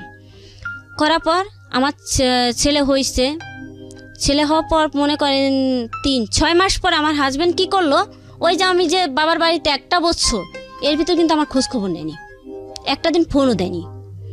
তখন আমার বাবা মার বাড়িতে 6 মাস ছেলের বয়স যেদিনকে হয়েছে সেদিনকেই জানাইছে যে আলাউদ্দিন তোমার ছেলে হয়েছে। কয়টা কি খেলার পুতুল নাকি? ছেলে হয়েছে, কালকে শুনলাম মেয়ে হয়েছে, আজকে শুনি ছেলে হয়েছে। একটা মায়ের কয়টা সন্তান হয়? তা মানে এর আগের দিন আমার বোনেরা শয়তানি করছে, 2টা বোন যে ওরা দুষ্টামি করছে। তারপর করার পরে বলে কি থাক থাক আর বলা লাগবে না, তোমরা হলো বাচ্চা নিয়ে মস্কারি করতেছ। মানে আমার মানে কি বলবো, অসভ্যর মতন ভাষা ছিল। তারপরে বাবা মার কাছে অনেক কথা বললো। 6 মাস যখন ছেলের বয়স তখন মনে করেন 100টা টাকা দিল। 7 দিন বয়স আচ্ছা আমার ছেলের, তখন 100 টাকা দেয়, দিয়ে বলে কি যে হাউস ঘরের যত খরচ আছে ওই 100 টাকাতে করে ফেলবেন।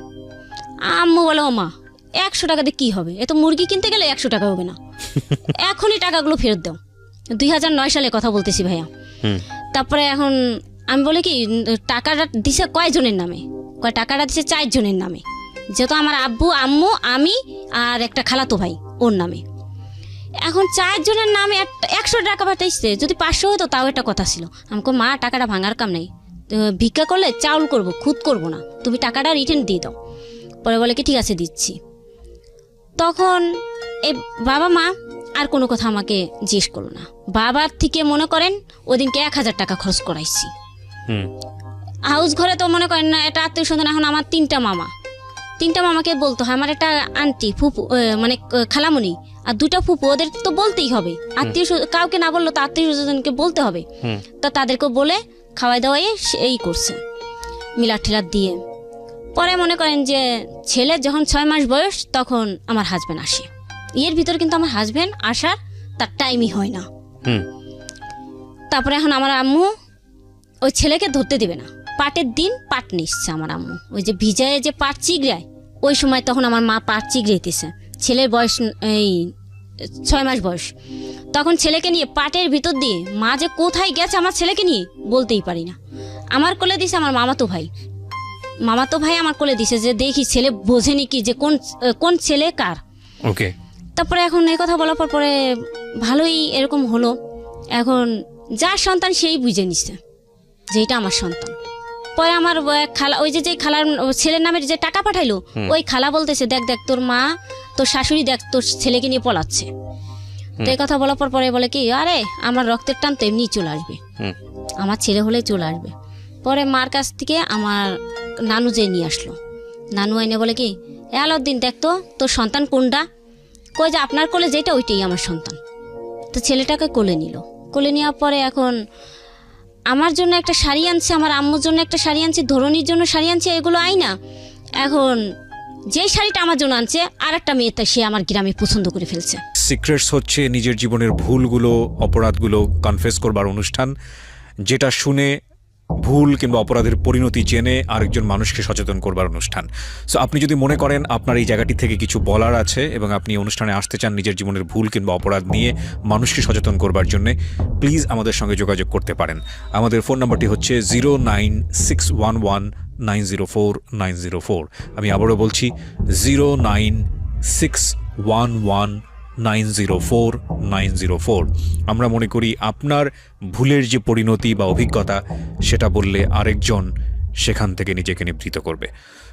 ওকে, আমরা যেখানটায় ছিলাম তারপর পছন্দ করে বলতেছে কি শাড়িটা না ওকে দিয়ে দাও। আমি কি কেন আমার শাড়ি ওকে দেবো কেন? কয় তোমার কি হয়? আমি কি আমার বর্তমান বিয়েই, ওকে আমি দেবো না আমি শাড়িটা। কয় তুমি ফিনলে তোমাকে মানাবে না। এটা আপনার হাজবেন্ড বলতেছে? জি, তুমি ফিনলে তুমি তো এমনি কালো, তুমি ফিনলে তোমাকে মানাবে না। এই কথা বলার পর আমি বললাম কি যে ঠিক আছে তাহলে আসমাকে দিই, আমার বোনের নাম মেজো বোনের কথা বলতেছি, তাহলে আসমা তো সুন্দর, আসমাকে দিই। পরে বলে কি আসমাকে তো আমি নিয়ে যাব, মানে বাচ্চা হয়েছে বাচ্চাকে সহকার নিয়ে যাবে আর কি। তা বাচ্চাকে সহকার পরের দিনকে বলে কি আম্মু আমি বাড়ি চিরাং চলে যাব। চিরাং নিয়ে গেছে, ছেলের বয়স 9 মাস তখন 6 মাস তখন আমাকে নিয়ে যায়।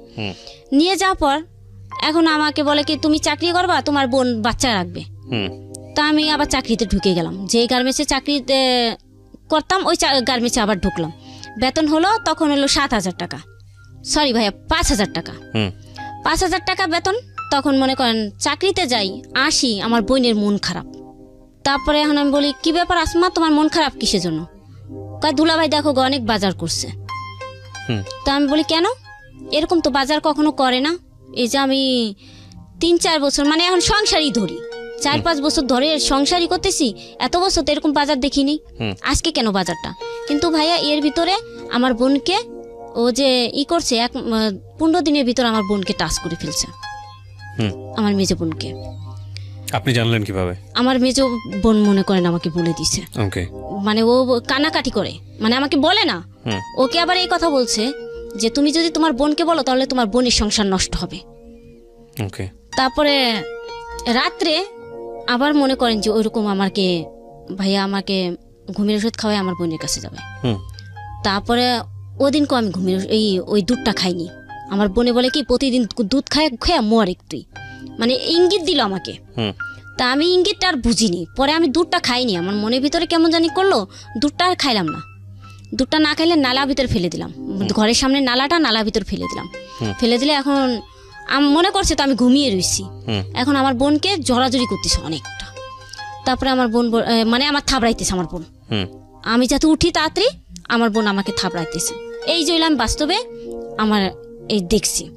দেখার পরে এখন আমি বলি কি বোন কালকে আমি চলে যাব, মানে ঘরের কথা কাউকে বলতে পারতেছি না, যে ঘরের কথা বাহির করলেই তো আমাকে মারবে, অত্যাচার করবে, আমি কি বলবো, কিভাবে বলবো। পরের দিনকে আমি একজনের খাতা সিলাইলাম, এই 2 বোনে মিলা খাতা সিলাইয়া পরে আমি 300 টাকা উপার্জন করছি। আর গার্মেন্টসের বেতন তো আমি পাইছি কইরা। পরে মনে করেন যে আমি ওই টাকা আর ঘরে ভাঙ্গিনি, আমি চিটাঙের থেকে আমি ডাইরেক্ট মুর্শিদপুর চলে গেলাম, আমার বাড়ি ফরিদপুর আসলাম। আসার পর বোনকে নিয়ে যখন গেছি, মার গলা ধরে বোনের চিক্ষুর ভাড়া কান্না, যে আমি আর কখনো ওখানে যাব না। তারপরে বলে এখন আমার ছোট বোন, ও কিন্তু সাবালিকা হয়নি তখন ঘটনা, এখন ওর দেখা ওর পছন্দ হয়ে গেছে। তারপরে এখন বলে কি তোর বোন এটাকে যদি কিছু না করতে দিস তাহলে কিন্তু তুই অনেক অত্যাচার খাবি। পরে আমি বলি কি তুই তো এটা জানোয়ার। তারপরে এই ধরনের একটা ভাষা বলার পরে আমার বোন বলে কি আপু আজকে না হেলেন আপার সাথে অনেক কিছু হয়েছে, মানে আমার মামাতো বোনের কথা বলতেছে, কিসের জন্য, কিভাবে, তোরা থাকলি কিভাবে। পরে মনে করেন যে সব মানে এই থেকে সংসার আমার এখন তছনছ, মানে আমার এখন ঘৃণা লাগতেছে, ওকে ঘৃণা লাগতেছে, এখন আমি আর সংসার করব না। আর ঢাকাতে এই চিটাং যাই না। পরে ফোন দেয় মানে ফোন দিতে আমার জ্বালাপাড়া করে ফেলতেছে। গেছি 15 দিন পরে কয় তুই যদি না আসিস তোর বোনদের বিয়ে হবে না। তখন এরকম করতে করতে আমার ছেলের বয়স হয়, তখন হচ্ছে হলো 2 বছর থেকে 2.5 বছর। আমাকে নিয়ে ভালোই 9-10 দিন না খাওয়াই রাখে ভাইয়া, এরকম 4 দিন 5 দিন না খেয়ে বাসা বাড়ি কাজ করি। ছেলেকে নিয়ে মনে করেন একটা গার্মেন্টসে ঢুকলাম, পিছনে বাইন দাউন না দিয়ে তাই কাজ করতেছি, পিছনে যে বেঁধে আমি মানে বদিদের মতন কাজ করতেছি। তারপরে এখন আমি বলতেছি এই ছেলেটাকে নিয়ে আমি যে এত কষ্ট করতেছি, ছেলে কি বড় হইলে বুঝবে। তারপরে মনে করেন 9 দিন না খাওয়া, তখন আমি 10 দিনের দিন আমি বাপের বাড়ি আবার পলাই চলে আসি ওখান থেকে। ওখানে 1 মাসের ভাইয়া বেতন পাই না, বাপের বাড়িতে পলাই চলে আসি। আসার পরে আবার কতদিন পরে আবার আমাকে ফোন করে নেয় সোনামণি, মানে কি একটা আদরের কথা বলে চলে গেছি আবার বাবা মা রেখে। যাওয়ার পরে এখন বাবা মা বলতেছে কোনোদিনও তুই আলাউদ্দিনকে ছাড়তে পারবি না, আলাউদ্দিনও তোকে ছাড়তে পারবে না। আচ্ছা। তখন আমি বলি কি যে মা এখন কি করব, কথা তোর কপাল তুই পোড়াবে, আমাদের কি হবে। তখন মনে করেন যে বাবা মার কথাও শুনলাম না, ওদের কথাও শুনলাম না।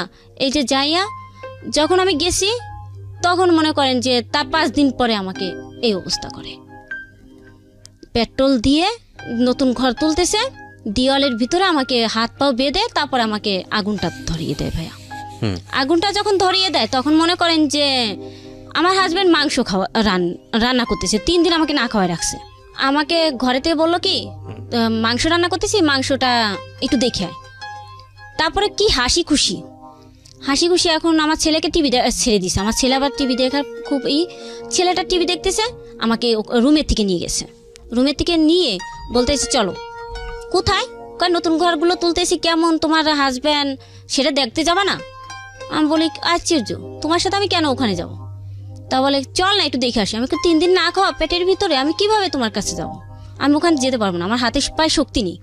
তখন বলে কি ঠিক আছে মনি তুমি এই দুধটুক খেয়ে নাও। এই আমার দুধটুক খাওয়ায় জোর করে আলাউদ্দিন। জি, আপনার আলাউদ্দিন husband? আমার দুধটা খাওয়ায়। হ্যাঁ, ওই দুধের ভিতরে কিন্তু ঘুমের ওষুধ দেওয়া ছিল। ওষুধটা আছে। হুম। তখন আমি রুমের থেকে আমাকে মানে ধরেই নিয়ে যাচ্ছে মনে হয়, ধরে ওই নতুন বিল্ডিং এ এখন আমি যা বলতেছি কি আমার তো ঘুম পাচ্ছে, আমি একটু ঘুমাবো, এখানেই ঘুমাও। আজকে আমাদের মানে এমনভাবে বললো যে ঘরের ভিতর ছেলের সামনে তো কিছু করতে পারি না, আজকে তোমার আমার বাসর হবে এখানে। হুম। আমার হাজব্যান্ড এটা বললো। হুম। বলার পরে এখন আমি বলি কি যে আচ্ছা ঘর রেখে কেন আলগা ঘরে করব, এটা কেমন ধরনের কথা। পরে আমাকে ওখানে মনে করেন যে পেট্রোল দিতেছে, আমার হাতটা এইভাবে বাঁধা সামনেই, তারপরে বেঁধে রাখলে মনে করেন যে আগুনটা আমার পায়ের উপর ফেলছিল। না, আপনার হাতটা বেঁধেছে মানে আপনি তখন কিছু বলেননি? না, আমি তখন তো ঘুমের, আমার প্রচুর ঘুম ও পাচ্ছে। আচ্ছা আচ্ছা। আমার প্রচুর ঘুম পাচ্ছে ভাইয়া তখন, মানে আমাকে এইভাবে বেঁধেছে। আমি যে উঠছি যখন, মানে আমি প্রচন্ড ঘুম পাচ্ছে, ঘুমের ভিতরে যে আগুনের তাপটা, তখন কিন্তু আমি হুঁশ হয়ে গেছি। হুঁশ হয়ে পরে এখন আমি দেখি আমার হাতটা একটা তেনা দিয়ে বাঁধা। তেনাটা কোনো রকম এইরকম মুখের ভিতরে আবার একটা তেনা ছিল যে আমি চিক্ষুর যাতে না দিতে পারি, এরকম তেনাটা এরকম খুলে পরে আমি চিক্ষুর দিচ্ছি যে ও মারুফ তুই কোথায় আছিস, আমার বাচ্চা। মারুফটাকে? আমার ছেলের নাম। ছেলের 2.5 বছর বয়স, 2 বছর থেকে 2.5 বছর হবে আমার ছেলের বয়স। আচ্ছা আচ্ছা। তখন আমার ছেলেকে বলতেছি মারুফ আমাকে বাঁচা। তারপরে দূরে আসছি আমি, যে আমার ঘরটা মনে করেন অতটুক আমার পুরাইছে এই জায়গাটায়, এতটুকু ঘুরে আইসা এখানে আইসা আমি দরজায় আইসে চিক্ষুর দিয়ে বলি ও মারুফ মারুফ আমার বাচ্চা, আম্মুরে বাচ্চা, আম্মু মরে গেলাম। পরে এখন ও বের হয়ে আমাকে বলতেছে দেখো না হন মাইয়া ফুয়া, মানে চিটাঙ্গের ভাষাটা আমার খারাপ ভাবে বললো, হন মাইয়া ফুয়া। বাপ রে বাপ, নিজের আগুন নিজেই ধরাই দিল। এই কথাটা এটা আমার হাজবেন্ড বলতেছে। আলাউদ্দিন? জি, আলাউদ্দিন বলতেছে। ওকে। তারপরে আগুনটা লাগানোর পর আমি কই এই জানো তুই তো লাগাইছিস। তখন ওই চিটাঙ্গের একটা স্থানীয় লোক ওকে রড দিয়ে বাইরেছে। আপনার গায়ে কি দিয়েছিল? পেট্রোল ছেড়ে দিয়েছিল? পেট্রোল কেরোসিন দুটোই দিছিল, দিয়ে আগুন ধরিয়ে দিয়েছে। আগুন ধরাই দিছে। আচ্ছা। তখন আমার বাবা মার কাছে ওই দিনকে আর খোঁজ যায় না, মানে খবরটা যায় না। হ্যাঁ। পরে ভাইয়া ওখান থেকে ওই দিনকে মানে রাত্রে তখন 8টা থেকে 9টা বাজবে এই জিনিস আগুনটা ধরাই দিল। পরের দিনকে হচ্ছে সকাল 4টা। না না, আগুন ধরানোর পর আগুন নিভলো না? কি হলো? না, ও আমারকে ড্রামের পানি ছিল। আচ্ছা। ড্রামের আমি আবার গোড় দিছি, মাটিতে শুয়ে আমি আবার গোড় দিছি আর চিকুর পাততেছি। হ্যাঁ। তখন কিন্তু আমার মানে মুখে এমন ভাবে করতেছে যে আমার মুখে মনে কি আছে। তখন মানে আমি মুখটা শুধু এরকম এরকম করতেছি, মানে আমার হাতে পেট্রোল আরো বেশি ছিল।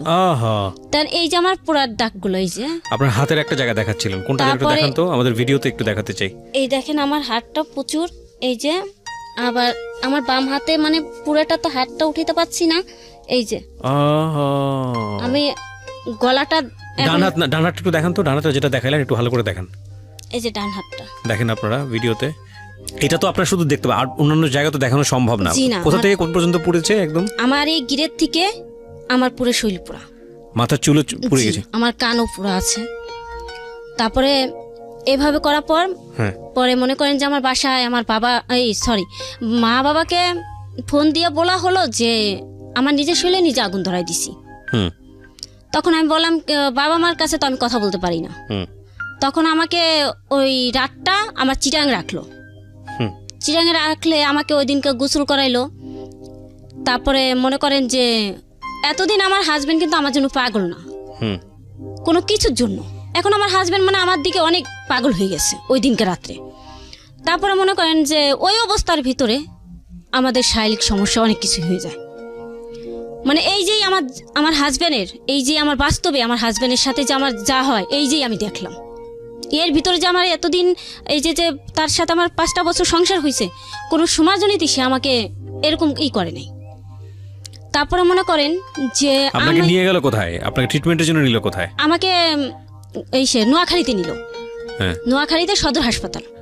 তখন ওখানে নিয়ে যায়, তখন মেডিকেল থেকে বলে যে ওনাকে আমরা ট্রিটমেন্ট করব না। কেন করবে না? আমি মারা যাব। আচ্ছা, মারা যাব।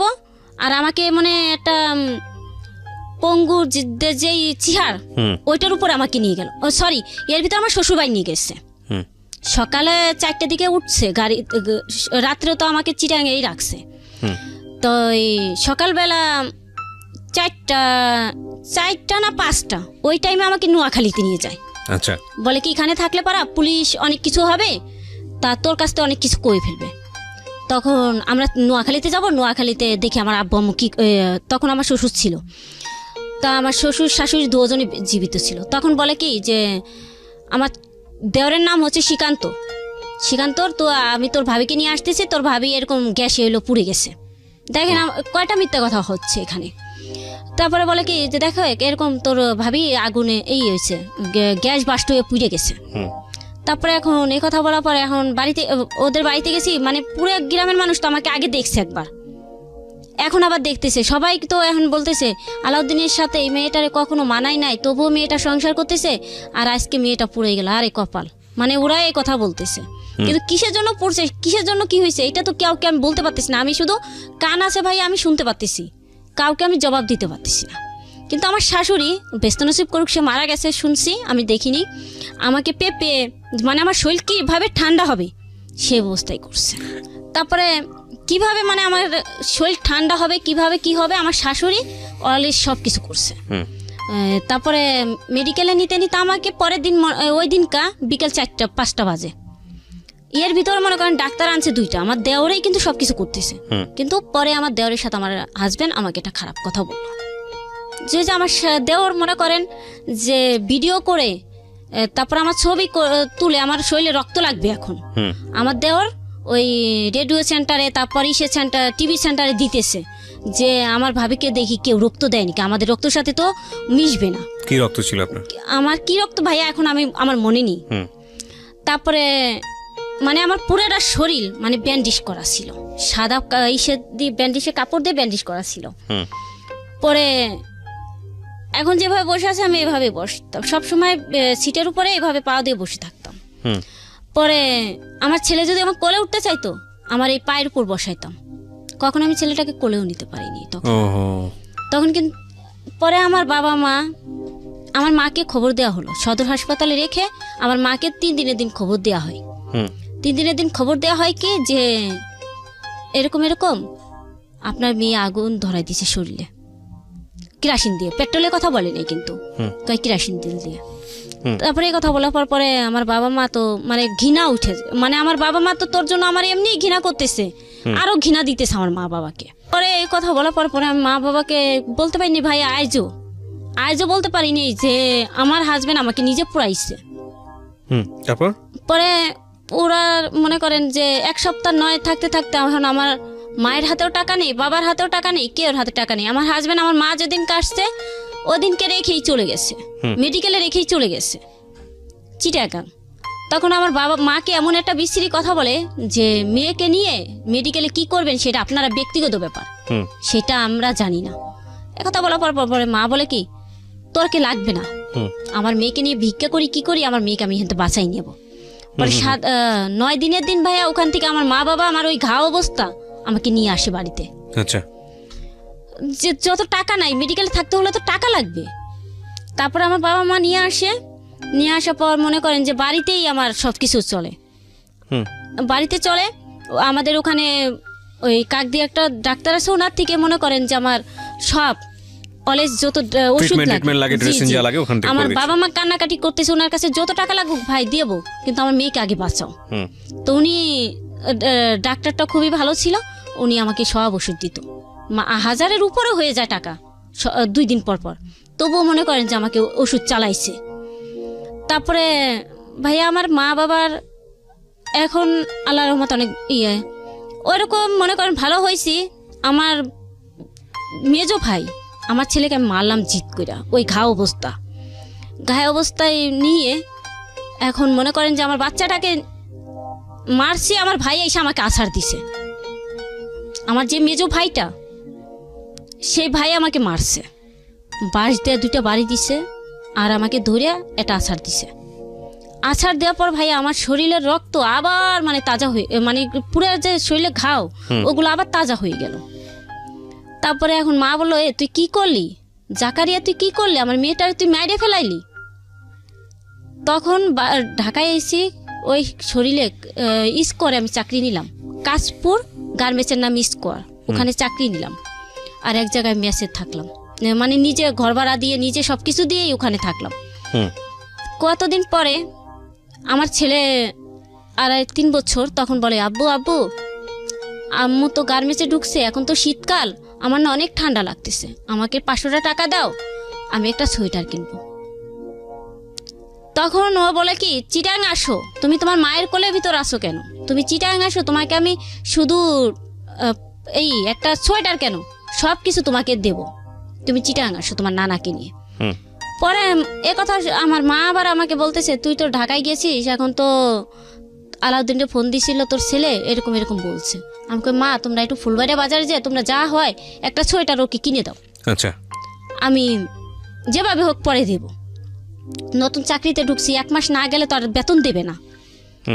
তারপরে মা বাবা ঠিক আছে করলো, করার পর মনে করেন যে ওখানে আমি আবার কি করলাম, আমার হাজবেন্ডের নাম্বার যে মনে, আমি আবার আমার গার্মেন্টসের থেকে একটা মেয়েকে এই নাম্বার দিছি।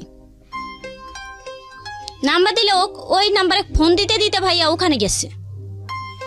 ওখানে যাইয়া পরে মনে করেন যে আমি যে গার্মেন্টসে চাকরি করি আমার গেটের সামনে। তারপরে আমি ভাইয়া এর ভিতরে আমার হাজবেন্ড যে বেঁচে আছে আমি কাউকে বলতাম না। আমি ওই গার্মেন্টসটা পুরোটা গার্মেন্টস আমি বলছি আমার হাজবেন্ড মারা গেছে, যেহেতু আমার পুরাই দিছে, সে আমার জীবিত স্বামী থাইকে কোনো লাভ নাই, এজন্য আমি মৃতই বলছি সবসময়। তখন ও ওখানে আইসা বলে কি, কিরে পাগলি বের হইছিস, মাশাআল্লাহ তুই 1 ঘন্টা পরে বের হইলি। আমি কি আপনি এখানে কেন?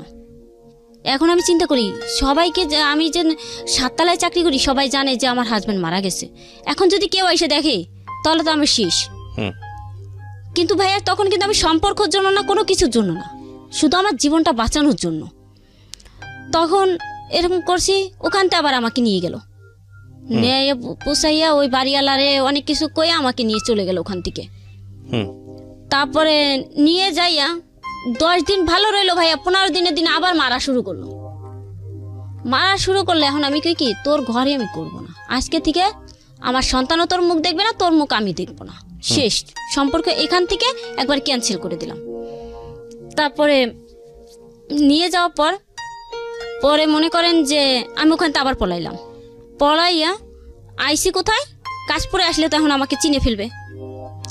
তখন ভাই আমি এটা কি বলা যাবে না না যাবে বলতে পারছি না, বলেন দেখি কি। আমি আরেক জায়গায় জড়িত হয়ে গেলাম অন্য কাজে। অন্য কাজ বলতে মানে শারীরিক সম্পর্ক? 2 নম্বরই কাজ বলতে কি ধরনের কাজ? এটা হচ্ছে হলো জাল টাকার ব্যবসা। কি রকম, মানে কিভাবে খোঁজ পেলেন আপনি? এটা আমি যে এক জায়গায় মেস থাকতাম কাশপুরে, ওখানে যে ঘরে আমি মেস থাকতাম পাশের ঘরে উনি মানে ওই জাল টাকাটার ব্যবসা করতো, আমি জানতাম না, কিন্তু উনি আমাকে 3000 টাকা প্রতি মাসে খাওয়াইতো। আচ্ছা, আমার কাছ থেকে টাকা নিত, আমাকে খাওয়াইতো, কিন্তু আমি ওদের ঘরে থাকতাম, ওই ব্যাপারে কিছু জানতো না, আমি জানতাম না, আমি জানতাম না, উনরা আমার সবই জানতো কিন্তু আমি ওনার কিছুই জানতাম না। পরে উনি আবার ওনাদের যে আরেকজন সদস্য একটা ছেলে, সেই ছেলেকে নাম্বারটা দিল। নাম্বারটা দেওয়ার পর মনে করেন ভাইয়া ওই ছেলেটা ফোন দিয়ে সে মনে করেন যে আমাকে ব্যবসা নামাই দিল। আচ্ছা, তারপরে এই ব্যবসাটা আপনি নামলেন মূলত হচ্ছে আপনার পয়সা রোজগার করার জন্য, পেটের ভাত করার জন্য। হ্যাঁ বলেন। তারপরে এখন মনে কর ভাইয়া আমি ওই ব্যবসায় নামলাম, 1000 টাকা ভাঙাইলে আমার 200 টাকা দেবে, আর 500 টাকা ভাঙাইলে 100 টাকা দেবে। আচ্ছা, এই কথা বলার পরে এখন আমি তো এগুলো বুঝি না, আমাকে মনে করেন যে কাশপুরে নিয়ে আমাকে দেখে শুই না। তারপরে মনে করেন যে কয় কি ঠিক আছে প্রথম থেকেই শুরু করব তোদের বাড়ির থেকে। তারপর বাড়ি কোন জায়গায়, কয় যে তোদের ওখানে মেলা যেখানে হয় ওখান থেকে। তো ভাইয়া ওই দিনকে আমি 4টা করছিলাম, ওই 500 টাকার নোট 4টা আমি করছি। ভাঙাইছি ভাঙাইয়া মানে জিনিসপত্র যা হতো তা আবার আমি নিতাম, ওই টাকা 100 পেয়ে যেতাম, ওইরকমই করতাম। করার পর ভাইয়া ওই দিনকে থেকে একটা ছেলেকে আমাকে দিয়ে দিল। ওই যে লোক আমাকে ওখান থেকে নিল সেই লোক আবার তার বিয়েই সম্পর্ক হয়, তার কাছে আমাকে দিয়ে দিল। এখন আমি বললাম ওর সাথে আমি কেন থাকবো, কয় কি এই টাকা যদি ব্যবসা করো তাহলে এর ভিতরে ভাইয়া আমার বাবা মা চাই টাকা, হুম। এখন মনে করেন টাকা উপার্জন করতে হলে আমার গার্মেন্টসের টাকায় চাকরি আমার হচ্ছে না। আর জামাই তখন কোথায়? জামাই আমার নেই, তখন চলে গেছে। জি। তখন ওই যে আমাকে মারধর করছে পুরার পর একবার নিয়ে, তখন আর আমি তার কাছে যাওয়া আসা কোনো কিছু করি। ছেলে তখন কোথায়? ছেলে আমার কাছে। ছেলে আপনার কাছে, ওকে। আমার বাবা মার কাছে আর কি। তখন বাবা মার কাছে ছেলে, তখন ভাই আমি ওই জাল টাকায় জড়িত হয়ে গেলাম। তা জাল টাকায় জড়িত হওয়ার পর ভাইয়া আমি এখনো আপনাদেরকে কালকে হয়তো আমি বলেছিলাম যে আমি একটা ভয়তে আছি। মনে করেন জড়িত হওয়ার পরে কি করতেন? এখনকার গল্পটা পরে, জড়িত হওয়ার পরে কিভাবে ভাঙাতেন, কি করতেন, এগুলো একটু শুনি। তারপর মানে কয় বছর হলো জড়িত হয়েছেন? জড়িত হয়েছি মাত্র আমি 1.5 বছর করছি। 1.5 বছর। তো কি 1.5 বছরের ভিতরে, করতেন? হ্যাঁ, 1.5 বছরের ভিতরে আমার বাড়ি মানে এই থানায় যাইতাম, ওই থানায় যাইতাম, মানে কোনো মানে পোস্ট অফিসে যাইয়া ভাঙাইতাম, কিন্তু কখনো কোনো বিপদ হয়নি ভাইয়া। কিন্তু ভাঙাতেন কিভাবে, কি করতেন? মানে একটা কাপড় কিনতাম, 50 টাকার কাপড়টা কিনতাম, ওই আরো 50 টাকা থেকে যাও, ওই 50 টাকা আমি রেখে দিতাম। আচ্ছা। আর ওই যে 900 টাকা, 1000 টাকা, 900 টাকা, 900 টাকা তাদের হাতে দিতাম। আচ্ছা। আর আমাদের ভাঙানোর নিয়ম ছিল কিরকম, যে 500 টাকা তুমি 100 টাকার ভিতরে বাজার করবা, আর 100 টাকা যেটা 1000 টাকা সেটা তোমরা 200 টাকার ভিতরে বাজার করবা। মানে ওই 200 টাকা তোমার যে বাজারটা করলো, ওই বাজারটা তোমার হয়ে যাবে, 800 টাকা তুমি ওখানে দিয়ে দিবা। হ্যাঁ, ওনাকে দিয়ে দেবো, কিন্তু ওখান থেকে আবার আমরা 200 টাকা পাবো। ওই যে 800 টাকা, ওখান থেকে আবার আমি রিটার্ন 200 টাকা পাবো। তার মানে 400 টাকা আপনার 400 টাকা পাবো। আর যে ওই যে 500 টাকা, ওখান থেকে 100 টাকার বাজার করব, আর 100 টাকা আমাকে দেবে, 300 টাকা মালিকের থাকবে। আচ্ছা। ওইরকম করে আমি ভাঙাইলাম। আচ্ছা। ভাঙা পরে মনে হয় ভাইয়া আমি এরকম করতে করতে 1.5 বছরের সময় আমি কেসে পড়ে গেলাম। কিভাবে পড়লেন? আমার বাড়িতে নিয়ে গেল আমার যার সাথে আমি ভাঙাইছি, যেই ছেলের সাথে, যে ওই ছেলের ওই আমার মালিকের বউ, এই 4 জন আমার বাড়িতে গেছে। তা মনে করেন আমাদের বাড়িতে আবার মনে করেন যে কি বলবো ভাই, আমাদের মূর্খ আবার কি মুরব্বী বেশি বাজারের ভিতরে, ওখানে হয় বেশি। তা আমরা 2 সপ্তাহ পর পরই বাড়িতে যেতাম আমাদের বাড়িতে, কিন্তু আমার এই বাড়িতে যাওয়া সবাই চোখে পড়ে গেল। এত তাড়াতাড়ি বাড়ি আসে কেন? জি জি, সবাই বলে কি ব্যাপার। আবার এর ভিতরে মনে করেন আমি 15,000 টাকা ডাইনে ফেলে রাখছি। 15,000 কিরকম, আমি একটা জায়গা রাখছি বন্দুক হিসেবে। তারপরে এখনো কিন্তু ওই টাকাটা আমি ভাঙিনি, আমার বাবা মা কাছে এখনো আছে। তারপরে এখন ওরকম টাকা এরকম করে করে এখন আমার নানাদের মামাদের চোখে পড়ে গেলাম যে কি ব্যাপার, ও এখন বাড়িতে আসে এত কিছু করে, টাকা পায়, আবার ভাই আমি বিকাশ খুলছিলাম, বিকাশের ভিতরে আমি টাকা সব জমায় রাখতাম। তারপরে আমাদের বাড়িতে এরকম যাইতে যাইতে গেছে বছর কুরবানি ঈদে আমি বাড়িতে 1 বাজারে 2 বার গেছি 1 সপ্তাহে। মানে আজকেও গেছি, কালকেও গেছি। তো যাওয়ার পরে ওখান থেকে মানে ওই যে লোকটা, ওই যে মহিলাটা, আমার মালিকের বউ, তাকে ধরে ফেলছে। ধরে ফেললে এখন সে আমার জন্য ওয়েট করতেছে, আমি যাই বাজার করবো, বুঝেন, আমি যাইয়া আমরা 2 জনে করবো। ও আমাদের গ্রামের ভাষাও বলতে পারে না, আর কেউ সাথে মানে ভাঙাইতেও পারে না। ও একটা ভাঙাইতো, আমি একটা ভাঙাইতাম, ও একটা ভাঙাইতো, আমি একটা ভাঙাইতাম। ভাঙানোর পরে এখন ভাই আমি ওই দিনকেই, যেদিনকে দ্বিতীয়বার গেলাম 1 বাজারে, ওই দিনকে মনে করেন আমি কেসি খেয়ে গেলাম। কিভাবে খাইলেন সেটা তো বলতে হবে আমাকে। আমি থানায় গেছি, সরি ওই বাজারে গেছি, ওই যে মাংস কিনতে গেছিলাম তার আগের দিন বাজারে, হাটের দিন, আমাদের দেশে বলে হাট, আগের হাটে, রবিবারের হাটে আমি বাজার করতে গেছি। এই বৃহস্পতিবারের দিন আমি ধরাটা খেয়েছি। বাট ধরাটা খেলেন কিভাবে, একটু বলেন, ঘটনাটা বলেন আমাকে। আমি কি হয়েছিল? বাজারে গেছি, বাজার করে একটা গামছা কিনছি। গামছা কেনার পর তারপরে ওই গামছাটা নিয়ে আমি আসতে গেছি, ওই লোকটার কাছে ভাঙটা ছিল না টাকাটা। উনি যে আগের সপ্তাহে যে গোশালার কাছে আমি দিয়ে চলে গেছি, ওই গোশালায় ধরেছে। ওই গোশালার কাছে গেছে? জি জি, টাকা ভাঙাইতে। হ্যাঁ, ওই গোশালা এখন বলে এই টাকা কোথাইতে পাইছো, কয় 2টা মহিলার কাছে। পরে এখন বলে কোন মহিলা, চলো মহিলাকে ডেকে আনো। পরে গেছে, এখন বলে কি ওরা আগের হাটে আসছে, ওদেরকে আজকে ছাড়া যাবে না, ওদেরকে আজকে ছাড়া যাবে না, ওদেরকে এখন রেখে দাও। থানায় খবর দিল, মানে আধা ঘন্টা 1 ঘন্টার মতন আমরা এইরকম করলাম বাঁচার জন্য, যে আমরা এখান থেকে পলাইতে হবে, যে কোনো টাইম ভিতরে আমরা ধরা খাইতে পারি, পলাইতে হবে। এখন ও বলে চুপ কর। এখন উনি অভিনয় করলো, ওই যে মহিলাটা আমার সাথে, উনি একটু অভিনয় করলো, মনে করেন কাজ হলো না। উনি আমার চোখ টিভি দিয়ে মনে করেন অভিনয়টা করলো যে আমরা বাইসে, মানে মাথা ঘুরাইলো, মাথা ঘুরেলো, বমি করতেছে, মানে আমরা ওখান থেকে বাঁচার জন্য এই জিনিসটা উনি করলো, আমি পারতেছি না, উনি করলো।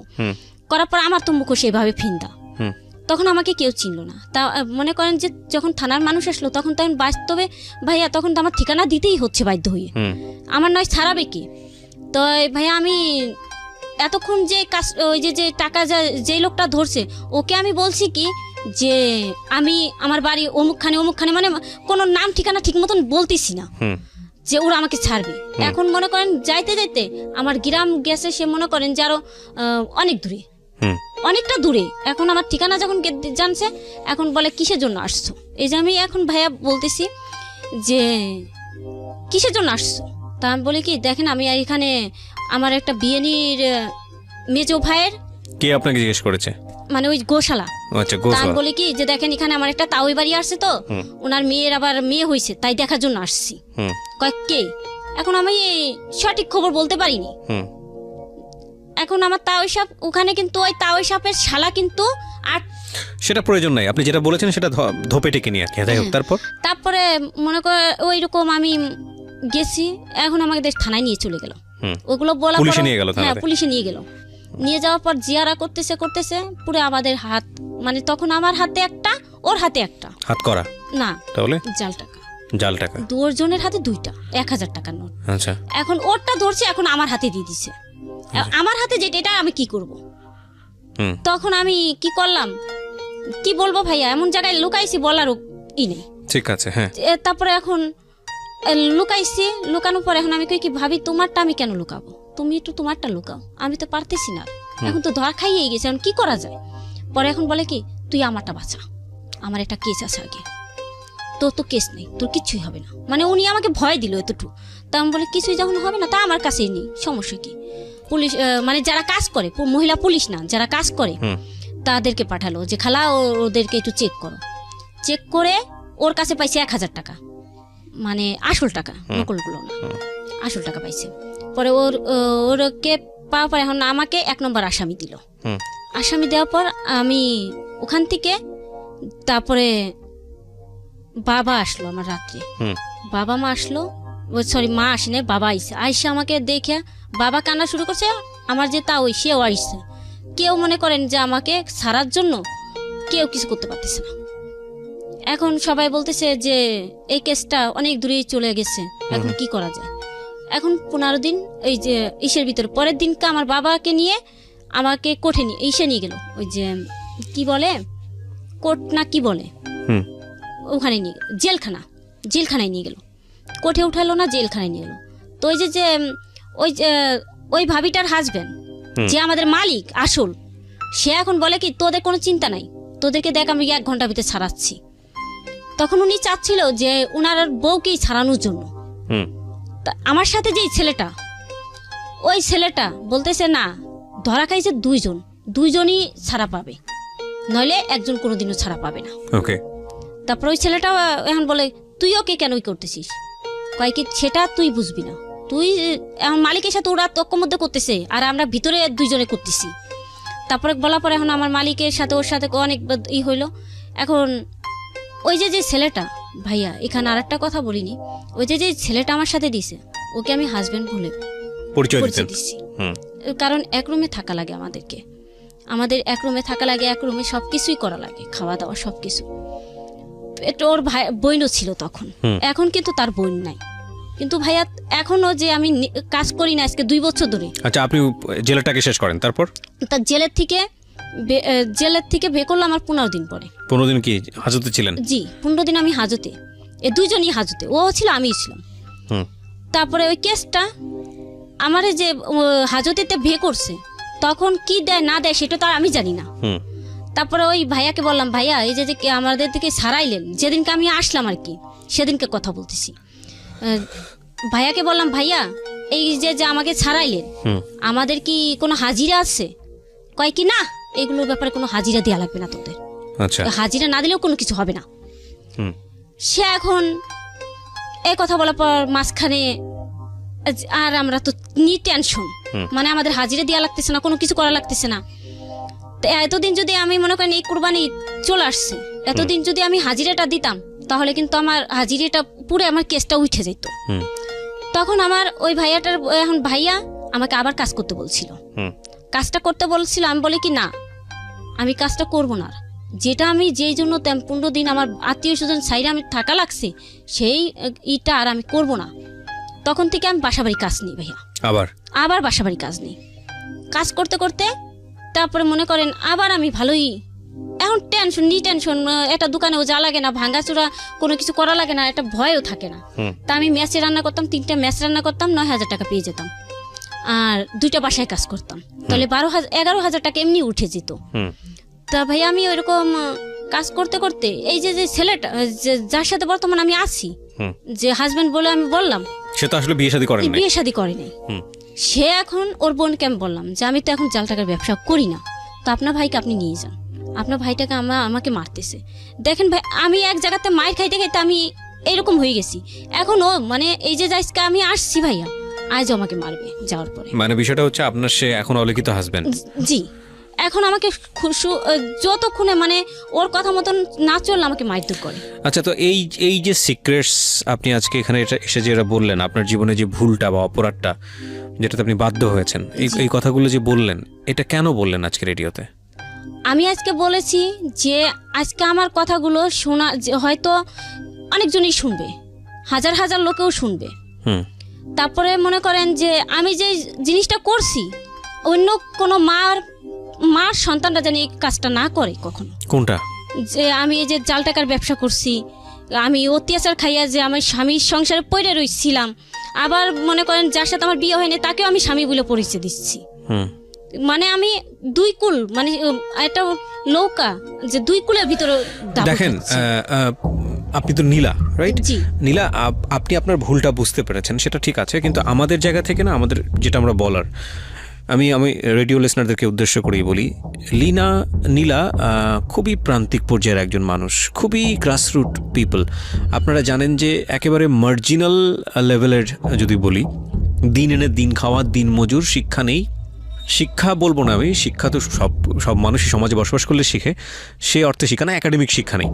তো এই রকম বা প্রাতিষ্ঠানিক শিক্ষা নেই, এরকম একটা পরিবারে বড় হওয়া একটা নারী বা শিশু, তার জীবনে কখনো বাসাবাড়িতে মানুষের কাজ করা এবং তারপর অত্যাচারিত হওয়া, তারপর কোনো একটা বখাটে ছেলের সংসার এবং সেখানে তাকে পেট্রোল ঢেলে আগুন জ্বালিয়ে দেয়া, একটা বাচ্চা নিয়ে পেটে নিয়ে যুদ্ধ করা, তারপর একটা সময়ে এসে লোভে পড়ে জাল টাকার ব্যবসায় জড়িয়ে যাওয়া, সেখান থেকে বের হয়ে আবার আবার সেই বাসাবাড়িতে কাজ, তারপরেও অপরাধ যেহেতু পাড়া দিয়েছে সে ওই ছেলের পাপ থেকে মুক্ত হতে পারেনি। আমি আজকের এই জীবনে যে ঘটনাগুলো ওনার ঘটেছে বা সিক্রেটসে আজকে ওনাকে নিয়ে এসেছি, আমি মূলত একটা বিষয়কে একটু ইঙ্গিত করার জন্যে।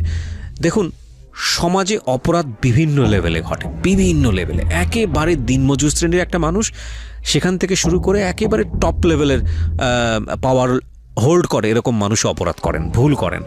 ভুলের রিয়েলাইজেশনটা খুব জরুরি, যেটা ওনার মধ্যে এসছে, সেটা খুব ভালো।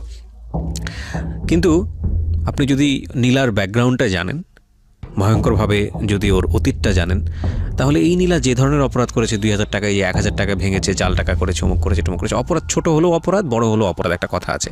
কিন্তু সার্বিক প্রেক্ষাপট জানলে আপনার যে অনুভূতিটা হয়, সেটা কি খুব বড় ধরনের অনুভূতি? আমার মনে হয় না।